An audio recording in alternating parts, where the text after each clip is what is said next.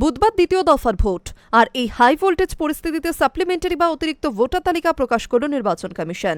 এই তালিকায় ঠিক কতজনের নাম যুক্ত হয়েছে এবং দ্বিতীয় দফায় কতজন ভোটাধিকার প্রয়োগের ছাড়পত্র পেলেন তা নিয়ে প্রথমে ধোঁয়াশা থাকলেও কিছু সময় পরে যোগ হওয়া এবং বাদ পড়া নামের সংখ্যা জানিয়ে দিল কমিশন। হাতে সময় আর মাত্র কয়েক ঘন্টা। বুধবার সকালেই শুরু হয়ে যাবে পশ্চিমবঙ্গের 7টি জেলার 142টি আসনের মেগা নির্বাচন। আর এই হাই ভোল্টেজ ভোটের ঠিক আগের রাতে এক নজিরবিহীন পদক্ষেপ সাপ্লিমেন্টারি বা অতিরিক্ত ভোটার তালিকা প্রকাশ করল নির্বাচন কমিশন।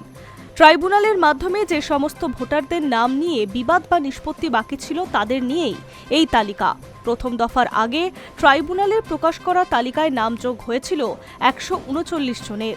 কমিশন সূত্রে খবর, দ্বিতীয় দফার আগে সেই সংখ্যার নাম দাঁড়িয়েছে 1468 জন।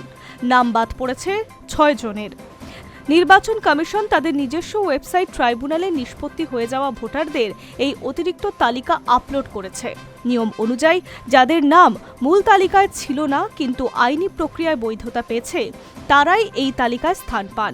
কিন্তু এই তালিকার ঠিক কতজনের নাম যুক্ত হয়েছে এবং দ্বিতীয় দফায় কতজন ভোটাধিকার প্রয়োগের ছাড়পত্র পেলেন তা নিয়ে প্রথমে ধোঁয়াশা থাকলেও কিছু সময় পরে যোগ হওয়া এবং বাদ পড়া নামের সংখ্যা জানিয়েছে কমিশন।